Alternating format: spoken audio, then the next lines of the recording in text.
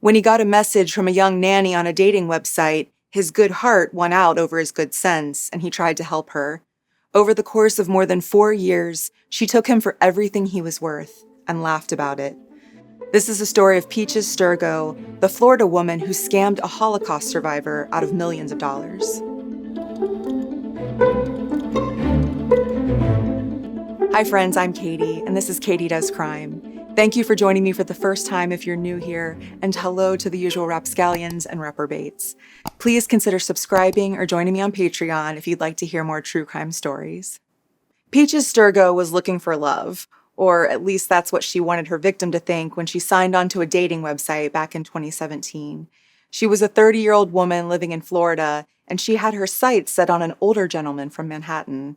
He was 87 years old, a successful former businessman, and a survivor of the Holocaust. As they got to know each other, Peaches told him that she was a nanny named Alice. She groomed him for months, building trust until the time was right. She said she'd had a car accident and had received a settlement from the resulting lawsuit. The only thing was that her lawyer had the money locked up, and he wouldn't release the funds to her unless she paid him a small fee. And, everyone says you have to spend money to make money. So in May 2017, the man wrote Peaches a check for $25,000 to help her out. She said, "Great, thank you so much. The settlement funds have now been deposited in my TD bank account. Hooray!" But then no, wait. She said it turns out the bank was being vicious and threatening to lock up her accounts. They would freeze her assets unless she deposited more and more money to reach a certain minimum. She said that if the man didn't give her more money now, she'd never be able to repay what she'd already borrowed from him. And this kept going on for more than 4 years. On nearly a monthly basis, this 87-year-old Holocaust survivor was writing checks for $50,000 to send to his 30-year-old girlfriend in Florida. She would come to visit him in Manhattan to solidify their relationship, never bothering to tell him that she had a long-term boyfriend and 2 children. What she did tell him was that he needed to sell his diamonds and borrow money from his friends and family to be able to keep paying her. To keep up illusions, Peaches created an email address that appeared to be from TD Bank so that she could send what looked like official communications. She wrote serious-looking letters saying that the bank did indeed need tens of thousands of dollars in order to unfreeze her accounts. And when the man's own bank started to grow suspicious of his regular transfers of large sums of money, she created invoices that he could show them. The company she made up the invoices for was called P&S Jewelry Design because the man had once been a jewelry broker. See, he was just buying things. It's normal to go a little wild in your later years, right? A Rolex here and a Rolex there. You can't take it all with you, after all. The man continued to write the checks because he believed the only way he'd ever see his money paid back is if Peaches stayed in good standing with her bank. It turns out, of course, that she was actually living the high life on his nest egg. All in all, she bought over 100 luxury items with his funds. She bought a new home in a gated community, a boat, a bunch of cars, including a Corvette and a Suburban, a condo, all of the designer clothes and jewelry she dreamed of, gold and silver bars, 2 Rolexes, stays at the Ritz, a cruise, trips to Vegas. Her victim, on the other hand, could no longer afford his NYC apartment and had to give it up. She'd bled him dry. It turns out that he had written 62 checks to Peaches over the 4.5 years. All in all, he gave her $2.8 million. He was also hundreds of thousands of dollars in debt from borrowing from other people for her. It only came to a stop in October 2021 when the man had to tell his son that he'd given Peaches his entire life savings. He promised his repayment was coming, but his son had to break it to him that he'd been scammed. They contacted the authorities. A Florida woman is facing federal charges after prosecutors say she swindled an 87-year-old Holocaust survivor out of nearly $3 million. The man met 36-year-old Peaches Stergo, also known as Alice, on a dating website several years ago. She used a variety of excuses to get him to send her money, always with the promise that she would pay him back. Now, instead, we're told she used that money to buy a home in a gated community, a condo, a boat, and several cars, including a Corvette. By the time the man admitted to his son what he had done, he'd given her his entire life savings. In January 2023, Peaches Stergo was arrested. I kept waiting for some official document to give her real name, but apparently that is her real name. She was arrested in Champions Gate, about an hour outside of Orlando, and charged with 1 count of wire fraud. It's always weird to me to hear these very technical sounding charges for crimes that carry such emotional weight. It's like you're charging her for using electronic means to execute a financial scheme. She stole the life savings of a Holocaust survivor. If only it was against the law to just be a crappy person. Peaches pleaded not guilty on February 2nd, 2023, but the government said, hey, just so you know, we have your emails, your fake invoices, recorded telephone calls where you lied to the man's son, and your bank statements that show there was never any settlement from any lawsuit. Are you sure you want to go with not guilty? So she changed her plea to guilty on April 14th. She knew she was going to be up against a tough sentence because the government had accused her of 3 so-called enhancements from the base wire fraud offense. 1, the total loss to the victim was greater than $1.5 million. 2, the offense resulted in substantial hardship to the victim, i.e., he lost his home. And 3, the victim was a particularly vulnerable person, i.e., an old man. Her total offense level was lowered a little, though, because she was accepting responsibility and because she pleaded guilty in a timely manner, which is kind of interesting. Like, yes, you're a terrible person, but thank you for being prompt. The guideline for sentencing was 51 to 63 months in prison. In court, some of the more disgusting aspects of Peach's sick romance scam came out, like the fact that she referred to taking this man for all he was worth as her business. She had an actual boyfriend, somehow, and she wrote LOL as she told this guy over text that the old man had told her he loved her. Peaches asked her boyfriend, John Paul Miller, to pray for her victim to send more money at one point, and when the deposit did indeed arrive, the boyfriend texted back, "Thank you, King Jesus." Who are these people who think that there's this savior who died to help out grifters?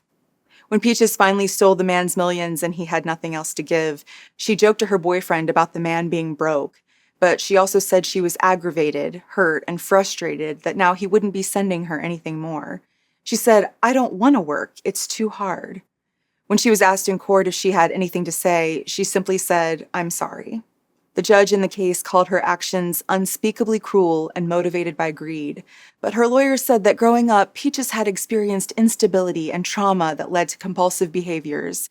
She had been a heavy drinker and a gambler, and this was just an extension of that, just another compulsion. The lawyer said Peaches was sorry and that she would really try to repay her victim. She said about Peaches, "She is not the cold-hearted person the government and media have made her out to be. There was a genuine, caring relationship that Miss Stergo had with the victim in this case. She spent holidays with him. She took care of him when he was ill, and, as the victim's cousin described, she was doting on him." The only thing is that she put up a fight to not have to hand over her new house that she bought with his money. Really sounds like someone who wants to repay her victim, right? However, Peach's boyfriend said that she's a great mother to her 2 teenage boys and that she's a born-again Christian. She might want to try being born again. Because this wasn't her first time trying out a scam. Rolling Stone reports that they were able to find a now-defunct Facebook profile from 2012 where Peaches was posing as a psychic named Miss Watson. I'm not saying psychics are automatically defrauding people, I don't know, but I'm pretty sure this woman didn't have any special powers. Her alleged Instagram account, Psychic Miss Watson, still exists, although most of the posts have been removed. The Instagram profile lists a phone number to call for a reading. Your first reading is free, and that number is registered to Peaches Stergo. It also led me to her website, miapsychic.com, where I imagine the MIA refers to Miami. She would sell you a deluxe reading for $75 or a spiritual awakening for $225. I found that she had also been advertising in one of those community magazines you get for free in the mail, the Hollywood Gazette. She promised the good people of Hollywood, Florida, quote-unquote, extremely accurate advice about their pasts, presents, and futures. You could even hire her for a party. In March 2021, as the Holocaust survivors' money was drying up, Peach's boyfriend texted her from a bank and said that he overheard a man there sending a wire for $81,000. Peaches asked if he was young or old. The boyfriend said, "Old. I believe he's Jewish. His last name is Abraham." But when he sent a photo, Peaches replied that the man only looked about 55, too young for their scheme to work. I haven't been able to find anything about a case being brought against the boyfriend, John Paul Miller, but I hope something's in the works. The guy clearly knew everything about the scheme at the time, and the two clearly would have found another victim if they hadn't been caught. In July 2023, Peaches Stergo, now 36 years old, was sentenced to 51 months in prison. That's 4 years and 3 months. She was also ordered to repay $2,830,775 to her victim. I wish the family great luck in getting that back. She's being held at FTC Oklahoma City and will then undergo 3 years of supervised release. U.S. Attorney Damian Williams said, Peaches Stergo callously defrauded an 87-year-old Holocaust survivor who was simply looking for companionship. She used the millions of dollars in fraud proceeds to live a life of luxury at the victim's expense, but she did not get away with it. As today's sentence demonstrates, perpetrators of romance scams will be held to account for their crimes. Like her victim, Peaches lost her home and all of the luxury things she bought with his money. He's never been identified. All we know about him is that he was suffering from cognitive decline and was very frail. He was 6 years old when his parents both died in the Holocaust, when the Nazis systematically murdered European Jews during World War II. In his 20s, he moved to the U.S. to see what he could become. In a letter to the court, he wrote, "As a Holocaust survivor, I have endured unspeakable pain and loss in my life, but never did I imagine that I would be subjected to such a heartless betrayal in my life. Over the next 60 years, I worked tirelessly to establish a successful business, family, and home in New York. I am now 88 years old, and the last thing I expected was to finish my days in the same manner that I started them, penniless and betrayed." The FBI says that in the year 2021, around 24,000 victims of romance scams lost about $1 billion. Last year, 19,000 victims lost about $740 million. So we're becoming more aware of what to look out for, at least.